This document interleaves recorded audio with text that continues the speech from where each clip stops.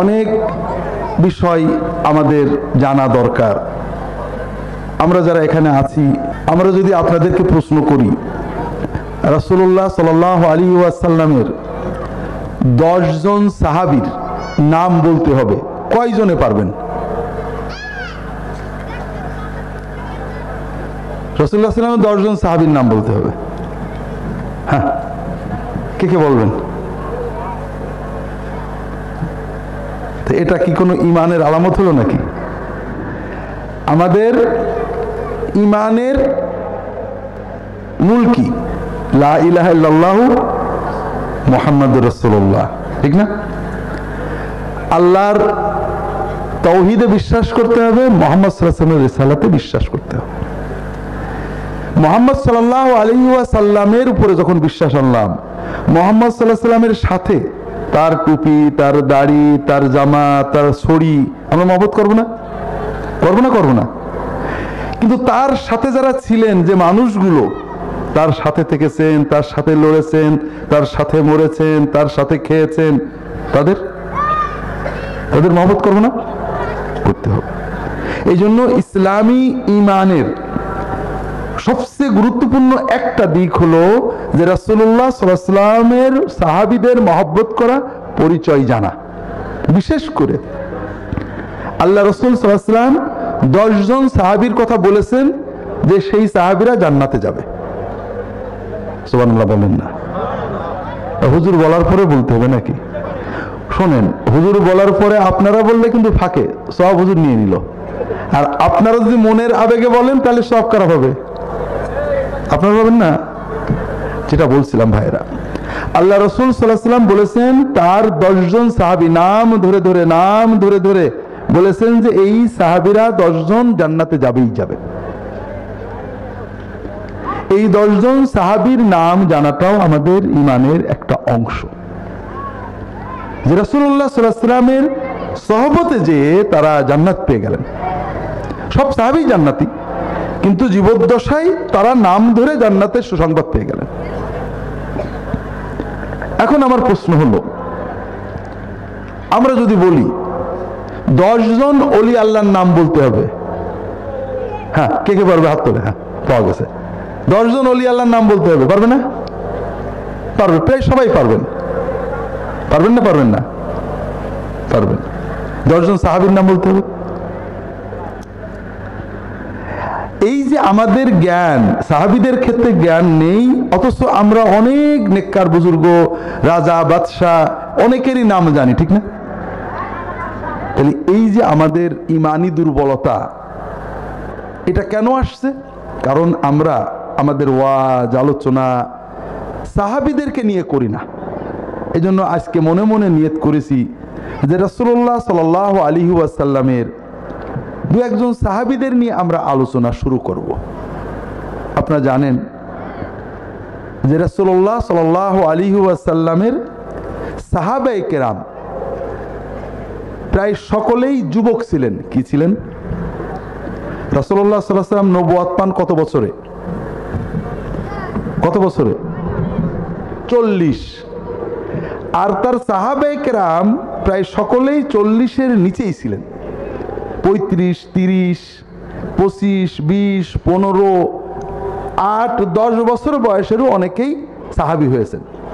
রাসূলুল্লাহ সাল্লাল্লাহু আলাইহি ওয়াসাল্লাম যখন নবুয়তের দাওয়াত দিলেন, যখন এসে কালেমার দাওয়াত দিলেন, লা ইলাহা ইল্লাল্লাহু হ্যাঁ মুহাম্মাদুর রাসূলুল্লাহ, এই দাওয়াত দিলেন না? আরবের মানুষেরা কি দাওয়াত মেনে নিছিল? মেনে নেয়নি। অল্প কিছু মানুষে মানছিল, ঠিক না? যারা মানছিল তাদের উপরে আরবের লোকেরা কি করছিল? অত্যাচার করছিল, ঠিক না?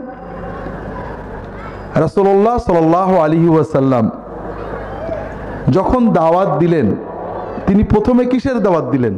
পর্দার দাওয়াত, নামাজের দাওয়াত, রোজার দাওয়াত? কিছুই দাওয়াত দেননি। তিনি দাওয়াত দিয়েছেন ইয়া আইয়ুহান নাস কুলু লা ইলাহা ইল্লাল্লাহু তুফলিহু, হে মানুষেরা তোমরা শুধু বলো যে আল্লাহ ছাড়া কোনো মাবুদ নেই, এইটা যদি তোমরা বলো তাহলে তোমরা সফলতা লাভ করবে। কথা বুঝুন? কিন্তু আরবের লোকেরা লা ইলাহা ইল্লাল্লাহ বলতে রাজি হলো না। কেন রাজি হলো না? কারণ আরবের লোকেরা আল্লাহ মানত না, ঠিক না? আরবের লোকেরা কি আল্লাহ মানত? আল্লাহ এক মানত? আল্লাহ ছাড়া কোনো সৃষ্টিকর্তা নেই মানত? এইখানে হলো আমাদের সমস্যা। আরবের লোকেরা আল্লাহ মানত, আরবের লোকেরা আল্লাহ এক মানত, আরবের লোকেরা আল্লাহ ছাড়া কোনো সৃষ্টিকর্তা নেই, রব্বুল আলামিন নেই, সর্বশক্তিমান নেই, এগুলো সব বিশ্বাস করত। আপনারা বলবেন হুজুর এইটা আবার কোথায় পাওয়া গেল? কোনোদিন তো শুনিনি। এটা এমন এক জায়গায় পাওয়া গেছে, জায়গাটা অনেক পুরনো, সেটার নাম হলো আল কোরআনুল কারীম। কিন্তু দুর্ভাগ্য হলো যে আমরা কোরআন পড়ি না। পড়ি নাকি? পড়ি না। তো ভাইরা, কোরআনের কথাটা বলেই আমি সাহাবীদের কথায় যাব। কোরআন কারীম যে আল্লাহর কিতাব, এতে আপনাদের কোনো সন্দেহ আছে কিনা? সন্দেহ নেই। কোরআন কারীম পড়লে যে গুনাহ হয় এটা তো আপনারা সবাই জানেন। হ্যাঁ, গুনাহ হয় না? তো কি হয়? সব হয়। তাহলে পড়েন না কেন? তো ভাইরা, আমি লম্বা ওদিকে যেতে পারবো না, অল্প সময় আলোচনা করব। আপনারা প্রশ্ন করতে চেয়েছেন, তার মানে এই সামনে বিপদ আছে। প্রশ্ন মানে কি? প্রশ্ন মানে বিপদ, অর্থাৎ প্রশ্ন অর্ধেক থেকে যাওয়া যায় না। আমি নিয়ত করেছি 10টার ভিতরে চলে যাব, দেখা যাবে প্রশ্ন হয়ে গেছে বেশি, আপনারা ছাড়ছেন না। এই জন্য মুখতাসার আপনাদের বলি, এই যে আমরা এখানে বসে আছি, আপনারা আসছেন কি জন্য কষ্ট করে ভাই? দুটো কথা শুনলেন তো? শুনে কি জীবন ঘোরাতে নাকি শুধু শুনতে? জীবন ঘোরাতে হবে। তবে আমরা এখানে যারা আছি, আগামী 10 বছরের ভিতরে তো কেউ মরবো না। হ্যাঁ, 5 বছরের ভিতরে তো মরবো না। তাহলে জীবন কি এখন ঘোরাতে হবে না আগামী 4 বছর পরে? জান্নাতে যেতে হবে তো, জান্নাতে যেতে হবে। আমি তো একটা কথা বলবো, খুব মুখতাসার, সবার জন্য। জান্নাতটা কার? আপনারা জানেন তো জান্নাত আল্লাহ তাআলা আপাতত আমাদের কাছে লিস্ট দিয়েছেন, জানেন তো? হ্যাঁ, জান্নাতটা কার আর কোরআনটা কার? কোরআন আল্লাহর, জান্নাতও। আপনি কোরআন না পড়ে, আল্লাহর কিতাব না পড়ে আল্লাহর জান্নাতে যাবেন, এটা কিন্তু খুব কঠিন ব্যাপার। আল্লাহ রাসূল সাল্লাল্লাহু আলাইহি ওয়াসাল্লাম বলছেন, ইন্নাকুম লান তারজিউ ইলাল্লাহি বিশাইইন আহাব্বা ইলাইহি মিম্মা খারাজা মিনহু বিশাইইন আফদালা মিম্মা খারাজা মিনহু। যেটা বলছিলাম ভাইরা, আল্লাহ রাসূল সাল্লাল্লাহু আলাইহি ওয়াসাল্লাম বলছেন, ইন্নাকুম লান তারজিউ ইলাল্লাহি বিশাইইন আফদালা মিম্মা খারাজা মিনহু। তোমরা যদি আল্লাহর কাছে যেতে চাও, আল্লাহর কাছে ফিরতে চাও, আল্লাহর জান্নাতে যেতে চাও, আল্লাহর ওলি হতে চাও, তাহলে কোরআনের চেয়ে উত্তম জিনিস আর কিছুই পাবে না। সুবহানাল্লাহ বলেন না? আল্লাহর কাছে যাওয়ার জন্য সর্বোত্তম বিষয়টা কি? যেটা আল্লাহ দিয়ে পাঠিয়েছেন, সেটা কি? কোরআন। তো ভাইরা, আমি খুব সংক্ষেপে আপনাদের কয়েকটা অনুরোধ করব। তার আগে একটা প্রশ্ন করি। মনে করেন আমরা এই যে দিন শিখেছি, আপনারা নামাজ শুরু করেছেন, দাড়ি রেখেছেন, মাশাআল্লাহ টুপি পরেছেন, কাকে খুশি করতে? আল্লাহকে খুশি করতে। আলহামদুলিল্লাহ, আলহামদুলিল্লাহ। আল্লাহ দয়া করে কবুল করে নিন, আমিন। এই যে আমাদের ইবাদতগুলো কবুল আল্লাহ করবেন, এই জন্য আল্লাহ তাআলা কিছু শর্ত দিয়েছেন। এখন আমরা যদি শর্ত মতো না করি, তাহলে আল্লাহ কবুল করবেন না। শর্ত খুব সহজ, কোনো কঠিন নয়, বলবো। তবে তার আগে একটা বিষয় পর্যালোচনা করি। আপনারা কষ্ট করে দুনিয়াতে আল্লাহর জন্য অনেক ইবাদত করেছেন, টাকা পয়সা খরচ করেছেন, অনেক কিছু করেছেন, খুব আশা নিয়ে কবরে গেলেন, আলহামদুলিল্লাহ আল্লাহ অনেক কাজ করেছি। কবরে যখন আল্লাহ হায়াত ফিরিয়ে দিলেন, আপনি আশা করছিলেন যে জান্নাতের দরজা খুলে দেওয়া হবে, কিন্তু দেখলেন দুর্মুষ নিয়ে ফেরেশতারা হাজির। স্বভাবতই আপনি আতঙ্কিত হয়ে গেছেন।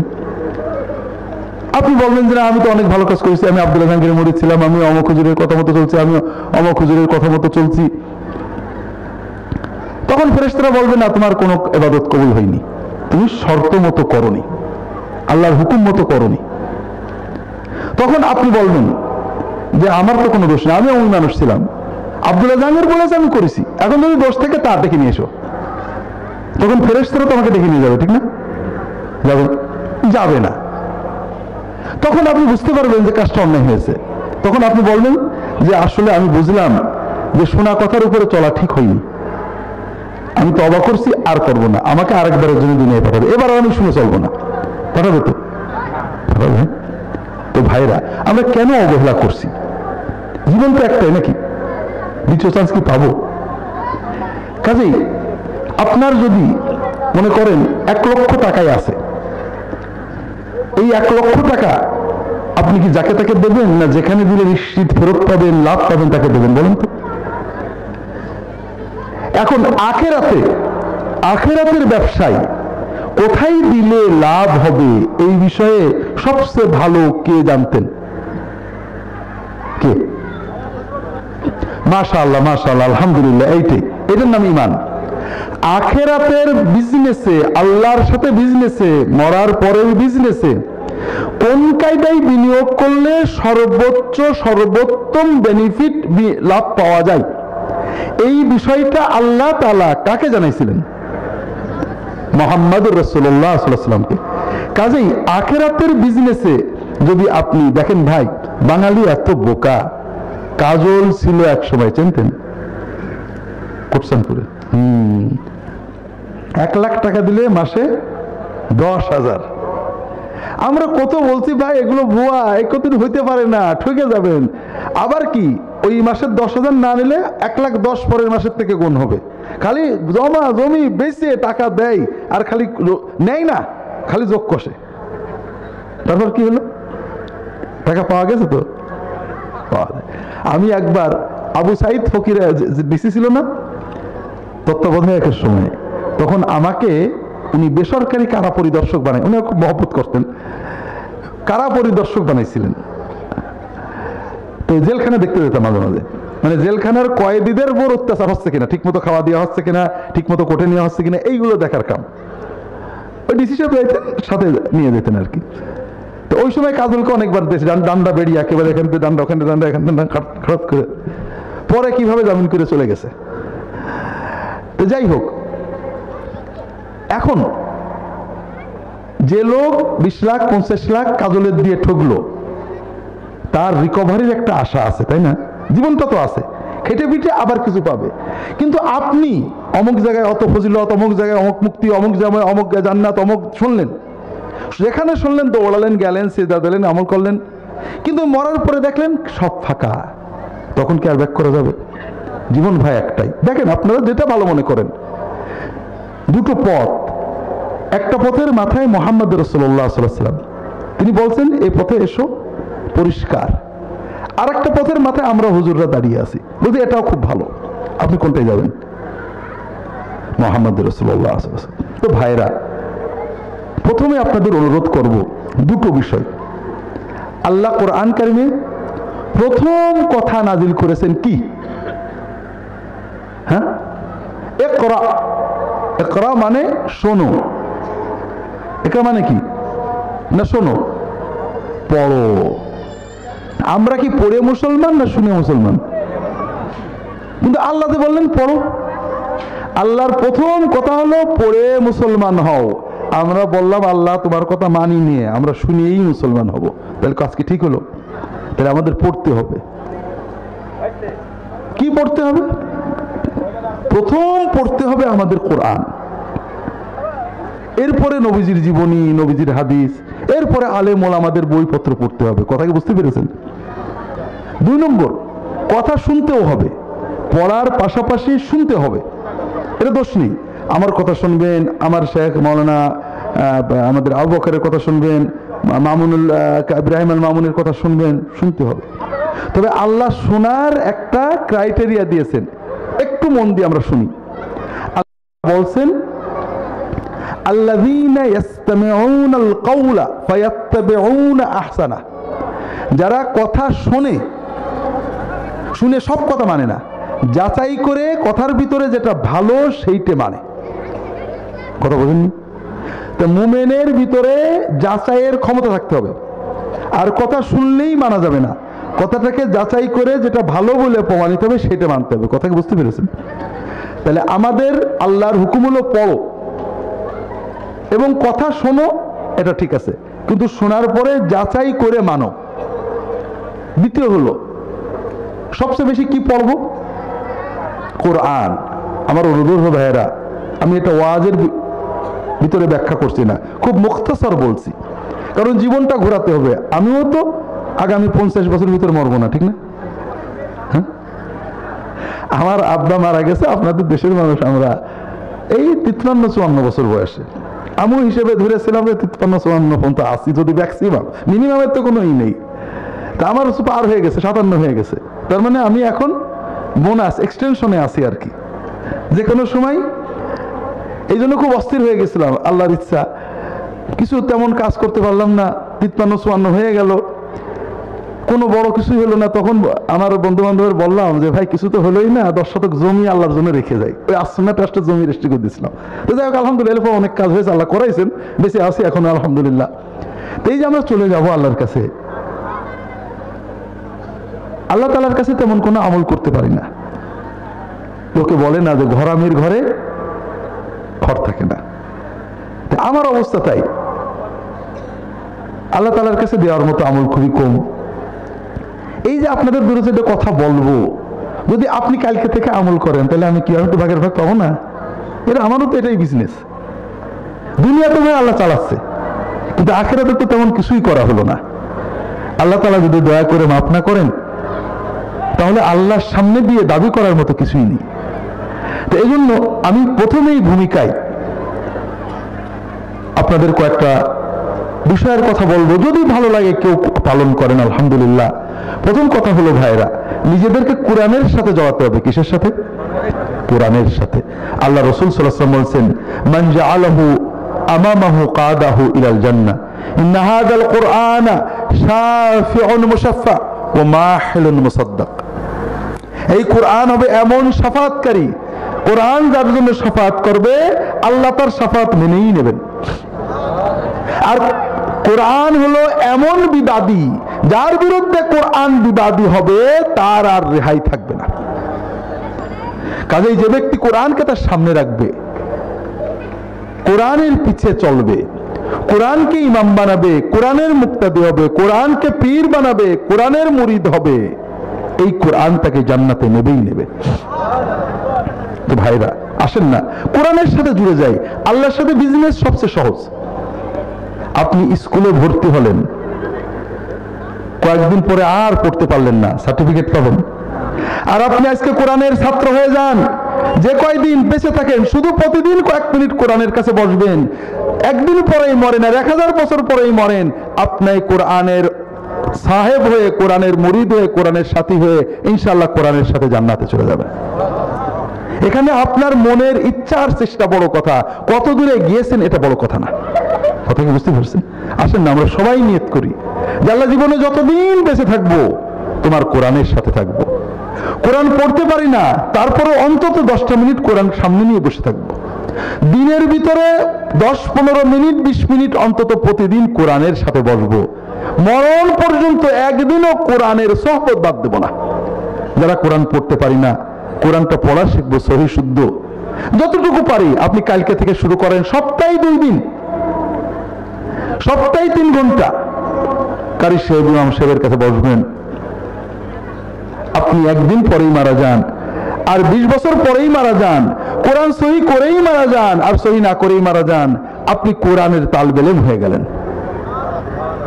কাজেই ভাইরা আল্লাহর সাথে বিজনেস। আল্লাহ এখানে কত দূরে গেছেন দেখবেন না, আপনার অন্তরের নিয়ত আর আপনার চেষ্টাটা এখানে বড়। আল্লাহ রাসূল সাল্লাল্লাহু আলাইহি ওয়াসাল্লাম বলেছেন, আল মাহিরু বিল কোরআন মা সাফারাতিল বারারা। যে ব্যক্তি সহি শুদ্ধ সুন্দর কারি কোরআনের হাফেজ, এদের মর্যাদা মহান ফেরেশতাদের মতো। ওয়াল্লাযী ইয়াকরাউল কোরআন ওয়া ইয়াতাতাআতাউ ফীহি ওয়া হুয়া আলাইহি শাক্কুন ফালাহু আজরান। আর যে ব্যক্তি কোরআন পড়তে পারে না, জিভে আসে না, এড়িয়ে যায়, ভুলে যায়, কষ্ট করে করে পড়ে, ওই ব্যক্তিকে আল্লাহ ডবল সওয়াব দান করবেন। কাজে কোরআন ছেড়েন না ভাইরা। যারা কোরআন পড়তে পারেন না, নিয়ত করেন, আল্লাহ দুনিয়ায় কত রাজনীতি পড়লাম, অর্থনীতি পড়লাম, বিবিসি শুনলাম, সিবিসি শুনলাম, জীবন তো চলে গেল এই করতে করতে, ঠিক না? ঠিক। এগুলো কোনো কাজে লাগবে না। অন্তত প্রতিদিন 15 মিনিট, আধা ঘন্টা কোরআনের সাথে দেব। যারা পড়তে পারেন না, ইমাম সাহেবের কাছে বলবেন, হুজুর আমি গরিব মানুষ, বেশি টাকা দিতে পারবো না, আপনাকে 200, আপনি 200 ভাই। দেখবেন আলেমরা অনেকে বিনা পয়সা আপনার কোরআন শিখিয়ে দেবে। কোরআন নিজে শিখবেন, শেখার আয়োজন করবেন, কোরআন সহি শেখার জন্য চেষ্টা করতে থাকেন। যারা কোরআন পড়েন, অর্থটা পড়বেন, তর্জমাটা পড়বেন। কথা কি বুঝতে পারছেন? কোরআন, আল্লাহ কোরআনে বলেছেন, আল্লাযীনা আতাইনাহুমুল কিতাবা ইয়াতলুনাহু হাক্কা তিলাওয়াতি, যাদেরকে কিতাব দিয়েছি তারা হক তেলাওয়াত করে। হাদিস শরীফে ব্যাখ্যা এসেছে, হক তেলাওয়াত মানে অর্থ বুঝে তেলাওয়াত করা। কাজেই কোরআন তেলাওয়াত করবেন, সহি তেলাওয়াত করবেন, অর্থ পড়বেন। বড় আফসোস লাগে ভাইরা, আজকে যদি ডিসি সাহেব, এমপি সাহেব, মন্ত্রী মহোদয় আপনাকে একটা চিঠি দিতেন, ইংরেজিতে লেখা, তো বুঝি না, রেখে দিয়ে বুঝলেন তো কি করতেন? হ্যাঁ, দৌড়াতেন। দেখা গেছে কাপড় পরতে মনে নেই, আগে মন্ত্রীর চিঠি পড়ে নিয়ে আসি। তো ভাইরা, মন্ত্রীর পাওয়ার বেশি না আল্লাহর পাওয়ার বেশি? ভাইরা, মন্ত্রী আমাদের বেশি ভালোবাসেন না আল্লাহ আমাদের বেশি ভালোবাসেন? সে আল্লাহ আপনার কাছে একটা চিঠি পাঠিয়েছে, কার মাধ্যমে? তার সবচেয়ে শ্রেষ্ঠ বান্দার মাধ্যমে, মুহাম্মদ রাসূলুল্লাহ সাল্লাল্লাহু আলাইহি ওয়াসাল্লামের মাধ্যমে। এই কোরআন কিয়ামতে তো আপনার বিরুদ্ধে কেস করবে যে আমি পড়েছিলাম, আমাকে পড়িনি, আমাকে বুঝিনি। ভাইরা, বড় দুঃখের কথা, আমি যখন সৌদি আরবে ছিলাম, একটা ইসলামিক সেন্টারে কাজ করতাম। আমেরিকা থেকে একটা চিঠি আসছে, ইনমেট মানে কয়েদিরা আমেরিকায় অনেকেই জেলখানায় ইসলাম গ্রহণ করে। জেলখানায় কি করে? কেন? কারণ হলো গণতান্ত্রিক দেশ আমেরিকা, কয়েদিরাও নাগরিক, কয়েদের উপরে অত্যাচার করা যাবে না। কয়েদিদের বাথরুম ভালো হইতে হবে, কয়েদের চকি ভালো হইতে হবে, কয়েদিদের মানে খাওয়া দাওয়া ভালো হইতে হবে। উল্টো পাল্টা হলেই কেস হয়ে যাবে। কথা বলেন না? এক একটা কয়েদিকে জামাইয়ের মতো আদর করে রাখতে হয়। আচ্ছা বলেন তো, জামাই বেশি হলে আপনার খুশি হন না কম হলে খুশি হন? হ্যাঁ, জামাই বেশি হলে অনেক জ্বালা। এই জন্য আমেরিকান সরকারও চাই না যে কয়েদি বেশি হোক। কিন্তু প্রবলেম হলো, কয়েদি চুরি করে যখন ঢোকে, 1 বছর কয়েদ খেটে ডাকাত হয়ে বেরোই, কারণ ভিতরে আরো বড় বড় অবস্থা থাকে না। এই জন্য আমেরিকাতে ক্রিমিনাল ধরা একটা হামলা, ধরার পরে কেস খাড়া করা কঠিন। এমন না বাংলাদেশের মতো কেস এটা লিখে দিলে হয়ে গেল, আরে বাপরে বাপ, খবর আছে। এরপরে কোর্টে কেস দাঁড় করানো কঠিন, এই দাঁড় করানোর পরে সাজা দেওয়া কঠিন। এই সাজা দেওয়ার পরে যদি আবারও বড় অপরাধী হয়ে বেরোই, তাহলে তো শান্তি নেই। এই জন্য জেলখানায় সংশোধনের ব্যবস্থা থাকে। ওখানে পাদ্রীরা ধর্ম প্রচার করতে পারে, মুসলমানরা ধর্ম প্রচার করতে পারে, যেন ওই লোকটা জেলখানার থেকে বেরিয়ে আর জামাই না হয়।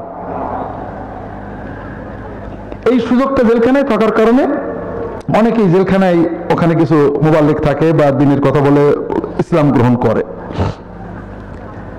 আপনারা গল্প শুনেছেন, মোহাম্মদ আলী ক্লে শুনেননি? কোথায় মুসলমান হয়েছিলেন? ওই জেলখানায়। মাইক টাইসন জেলখানায়। এরকম অনেকে আছে। তো যাই হোক, আরো অনেক বিষয় আছে। তো জেলখানা থেকে একজন চিঠি লিখেছে যে আমি একজন আমেরিকান ইনমেট, কয়েদি, আমি মুসলমান হয়েছি, আমার খুব শখ কোরআন পড়ার। আমাদের জেলখানায় কোরআনের ইংরেজি অনুবাদ কপি নেই, আমি তো বাইরে যেতে পারছি না, আপনারা যদি সুযোগ থাকে 1 কপি ইংরেজি কোরআন পাঠিয়ে দেবেন, আমি কোরআন পড়তে চাই। কথা বুঝুন, নতুন মুসলমান হয়েছে, তার কত আগ্রহ যে কোরআন পড়বে। আর আপনি 25 বছর, 30 বছর, 40 বছর, 50 বছর, 80 বছরের মুসলমান, কিন্তু আল্লাহর কালামটা একবার পড়লেন? কি বলেছেন আল্লাহ, কি কথা দিয়ে বইটা পাঠালেন, আপনি একদিনও পড়লেন না। আল্লাহর কাছে কি বলবেন? আল্লাহ কোরআন কেন বলেছেন, নবী অভিযোগ করবে ইয়া রাব্বি ইন্না কওমি ইত্তাখাযু হাযাল কুরআনা মাহজুরা, হে আমার রব, আমার কওম আমার কোরআন পরিত্যক্ত করে দিয়েছে। তা আমরাও তো তাই করছি, কোরআনটা পরিত্যক্ত পড়ে আছে। এই জন্য ভাইরা, কোরআন যারা পড়তে পারেন না পড়া শেখেন, যারা পড়তে পারেন সহি শুদ্ধ করেন, এবং সবাই এমনকি যারা পড়তে পারেন না তারাও কোরআনের ভালো তর্জমা, তফসিরে আশরাফি বড় তফসির, তফসিরে মাআরিফুল কোরআন বড় তফসির, তফসিরে তাওজিহুল কোরআন ছোট, বেশি তফসির নেই, সুন্দর তর্জমা, অল্প কিছু টিকা, যে কোনো একটা তফসির কিনে তর্জমা কিনে এটা পড়ার চেষ্টা করেন। ভালো আলেম, প্রসিদ্ধ আলেমদের তর্জমা করা এই ধরনের বই পড়তে চেষ্টা করেন। কথাকে বুঝতে পেরেছেন? আমি যে আপনাদের কোরআনের তর্জমা পড়তে বলছি, এটাতে আমার পার্সোনাল দুনিয়াতে কি কি লাভ? আমার একটা কোরআনের তর্জমা বেচার দোকান আছে, ঠিক না? ওখান থেকে বই বিক্রি হবে, আমার লাভ হবে, ঠিক না? ঠিক না? আমার একটা লাভ আছে, আশা যে আল্লাহ যদি দেখে যে সব হুজুররা নিজের দলের বইয়ের কথা বলে, দাদা হুজুরের কথা বলে, হুজুর কেবলার বইয়ের কথা বলে, আরে এক পাগল, তারও দাদা হুজুর আছে, বাবা হুজুর আছে, তাদের বইয়ের কথা না বলে আমার বইটার কথা বলছে, যাক এই বেচারাকে আমি মাফ করে দিই। আল্লাহ দিতে পারে না? পারে না? পারে না? আমি আশা করছি যে যেহেতু আমি আল্লাহর কিতাব পড়তে বলছি আপনাদের, আমার কিতাব না, হয়তো বা আল্লাহ দয়া করে আমাকে মাফ করে দিতে পারেন, ঠিক না? কাজেই ভাইরা, আল্লাহর কিতাবটা পড়েন, আল্লাহর কিতাব বোঝেন, আল্লাহর কিতাব দিয়ে হৃদয়কে নাড়ান, তর্জমা বোঝার চেষ্টা করেন, বিশ্বাস করেন আল্লাহর কিতাবকে আল্লাহ কোরআনের ভিতরেই নূর বলেছেন। ওয়ালাকিন জাআলনাহু নূরান, এই কোরআনটা হলো নূর। এই নূর যখন আপনার কলবে যাবে, কোরআনের অর্থ যখন কলবে যাবে, আপনি দেখবেন আপনার অন্তরের হিংসা বিদ্বেষ, আপনার অন্তরের লোভ দুশ্চিন্তা এই কোরআনের নূরের কারণে দূর হয়ে যাবে। হাজেরিন, কোরআন পড়ার পাশাপাশি ছোট্ট কয়েকটা বিষয় বলেই আমি আমার আলোচনায় চলে যাব। কোরআন পড়বেন, কোরআন ছেলে মেয়েদের পড়াবেন না। হ্যাঁ, কারণ আমরা পড়ছি কি জন্য? তাহলে আপনি যখন মারা যাবেন, আপনার ছেলে মেয়ে কোরআন পড়তে পারে না, আমাদের ডেকে নিয়ে আসবে, তখন আমাদেরও লাভ, আপনার ছেলেরও লাভ। ছেলের কোরআন পড়ার কষ্ট লাগলো না, আর আমরা কিছু টাকা পাইলাম, ঠিক আছে না, খাওয়াও পাইলাম, কিন্তু আপনার কি কোনো লাভ হবে? ভাড়াইটে মায়েনদারি কোরআন দিয়ে কিছু হয় না, কোরআনের বেইজ্জত করা হয়। আপনার ছেলে আপনার মেয়ে মহব্বতে কোরআন পড়বে, আজীবন যত কোরআন পড়বে সমান সওয়াব আপনার আমলনামায় জমা হয়ে যাবে। তো ভাইরা, ছেলে মেয়েদের কোরআন শেখান, কোরআন শেখানোর ব্যবস্থা করেন, মসজিদে মসজিদে মক্তব করেন, নুরানি মাদ্রাসা করেন, বড় না 3-4 পর্যন্ত করেন। 3-4 পর্যন্ত কোরআনটা সহি শিখে, মসলা মাসাইল শিখে প্রাইমারিতে চলে যাবে। কথা কি বুঝতে পারছেন? হাজেরিন, আপনার ছেলে মেয়েকে অনেক কিছু শিখিয়েছেন, কত কষ্ট করে প্রি ক্যাডেটে, অক্সফোর্ডে, ক্যামব্রিজে ভর্তি করেছেন, কিন্তু কোরআন শেখাননি, আল্লাহ ধরবে না? সন্তান বড় আমানত। তৃতীয় হলো, আরও বড় আমানত হলো পুরো পরিবার, স্ত্রী। স্ত্রী আমানত না? আমরা বউ বিয়ে করেছি কি জন্য? আমাদের রান্না বাড়া করে দেওয়ার জন্য, ঠিক না? কাজের বুয়া, ঠিক না? আমার বউ আমার কাজের বুয়া, ঠিক না? আর আমাদের স্বামী হলো আমাদের বাজারের চাকর, এটাই তো না।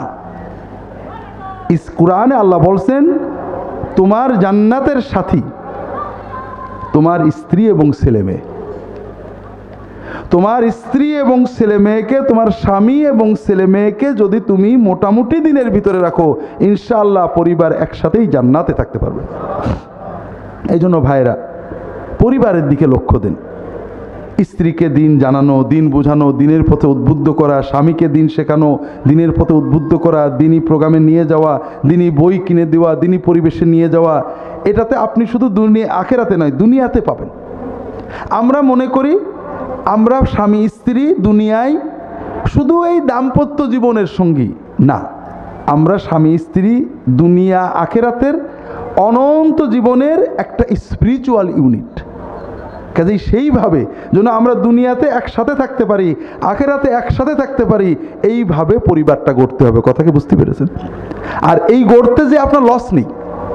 আমরা অনেকে মনে করি মসজিদে জিকির ওজিফা করা, শবে বরাতের ইবাদত করা, শবে শাওয়ালে রোজা রাখা, এইটা বোধহয় ইবাদত, আর স্বামী স্ত্রীর এগুলো বোধহয় দুনিয়ার কাজ। না ভাই, এটা অন্যান্য ধর্মে আছে, খ্রিস্টান ধর্মে আছে, অন্য ধর্মে আছে। আমাদের ধর্মে মুহাম্মদ রাসূলুল্লাহ সাল্লাল্লাহু আলাইহি ওয়াসাল্লাম শিখিয়েছেন শবে বরাতের নামাজ পড়া এর চেয়েও বেশি সওয়াব পাবেন যদি স্বামী স্ত্রীর শান্তির সাথে সংসার করেন। স্ত্রী তার স্বামীর জন্য খেদমত করলে, স্বামীর জন্য সময় দিলে, স্বামীর সাথে আড্ডা দিলে, স্বামী তার স্ত্রীর জন্য সময় দিলে, স্ত্রীর খেদমতের সময় দিলে, স্ত্রীর খারাপ আচরণ যদি সহ্য করে তার সাথে খারাপ আচরণ থেকে বিরত থাকেন, নিজেকে কন্ট্রোল করেন, শবে বরাতের ইবাদত, শাওয়ালের রোজা, শবে কদরের নফল ইবাদতের চেয়েও বেশি সওয়াব তিনি পেয়ে যাবেন। কাজেই আপনি আপনার পরিবার শুধু দুনিয়ার ওই চাল ডাল শাড়ি নিয়ে ঝগড়ার পরিবার না, এটা অনন্ত জীবনের একটা ইউনিট। কাজেই আমি জান্নাতে গেলে হবে না আমার স্বামী, আমি জান্নাতে গেলে হবে না আমার স্ত্রীও যেন জান্নাতে যায়, সেইভাবে এগোতে হবে। কথা কি বুঝতে পেরেছেন? কিভাবে? লম্বা আজকে বলবো না, এই লাইনে যাওয়া যাবে না। প্রথম হলো স্বামী স্ত্রীর সম্পর্কটাকে ইবাদত হিসেবে গণ্য করতে হবে। আচ্ছা, যখন আপনারা মসজিদে যান, যারা নামাজ পড়েন, শীত লাগে না ফজরের সময় ওযু করতে? শীত লাগার কারণে কি ওযু বাদ দেন না কষ্ট করে যান? ঘুম ভাঙতে চাচ্ছে না, ফজরের আজান কানে গেছে, কষ্ট করে ওঠেন না? ওঠেন না? কার কাছে পাবো? কিন্তু বউ যদি ডাকে, ঘুম বসছে না, বউ ডাক দিয়েছে, রাগ হয় না? যদি স্বামী ডাক দিয়েছে, রাগ হয় না? রাগ হয়, কারণ ওইটাকে আল্লাহর মনে করেছে, এইটাকে দুনিয়ার মনে করেছি। এখানেও ইবাদতের চেতনা রাখতে হবে। আমি স্বামীর জন্য কাজ করছি, আমি পুরস্কার স্বামীর কাছে পাবো না, থ্যাংক ইউ স্বামীর থেকে আশা করব না, আমি আল্লাহর থেকে আশা করব। আমি স্ত্রীর শাড়ি কিনে দিচ্ছি, স্ত্রীর জন্য পরিশ্রম করছি, সওয়াবটা কার কাছে আশা করব? যখনই ইবাদতের চিন্তায় করব, কয়েকটা লাভ হবে। অন্তরে শান্তি আসবে, আল্লাহর কাছে সওয়াব পাবেন। আর আপনার পার্টনার, স্বামী অথবা স্ত্রী, যদি আপনার সাথে খারাপ আচরণ করে, আপনি খুব দেখে শাড়ি এনেছেন, আনলে আপনার বউ দিল ফেলে, এই দুনিয়া আর কি নিয়ে এসো, হতে পারে না? বউটা খুব সুন্দর করে রান্না করেছে, আপনি রাগ করলেন, একটা আজে বাজে কথা বললেন, হতে পারে না? পারে না? যখন আপনি ইবাদতের চেতনায় করবেন, আল্লাহ তোমার কাছে সওয়াবের জন্য করছি, আমার বউ ভুল বুঝলো, তুমি দিও, তাহলে আপনি অন্তরের সান্ত্বনা পরিতৃপ্তি পাবেন। আর 2 নম্বর নগদ লাভ পাবেন, ইবাদতের চেতনায় যখন দুজনে কাজ করবেন, দেখবেন ঝগড়া বন্ধ হয়ে গেছে। কথা কি বুঝতে পেরেছেন? তো ভাইরা, প্রথম হলো আমাদের পারস্পরিক দায়িত্ব আল্লাহর দিকে তাকিয়ে করব, যে আল্লাহ আমাকে হুকুম করেছেন। বউ যদি ঝগড়া করে, স্বামী যদি সবর করে, তাহলে এটা আল্লাহর কাছে সবচেয়ে বড় নেক আমল হিসেবে গণ্য হয়। খিয়ারুকুম খিয়ারুকুম লিআহলিহি ওয়া আনা খায়রুকুম লিআহলি। ইবাদতের চেতনায় করবেন। 2 নম্বর হলো পরস্পরে একসাথে আমাদের জান্নাতে যেতে হবে, এই কথাটা সবসময় উভয়ে মনে রাখতে হবে। 3 নম্বর, স্বামী স্ত্রীর ক্ষেত্রে রাসূলুল্লাহ সাল্লাল্লাহু আলাইহি ওয়াসাল্লামের সুন্নত, পরিবার পালনের ক্ষেত্রে রাসূলুল্লাহ সাল্লাল্লাহু আলাইহি ওয়াসাল্লামের যে সুন্নত নির্দেশনা, এগুলো জানার জন্য চেষ্টা করতে হবে। আল্লাহ তাআলা আমাদের তৌফিক দান করুন, আমিন।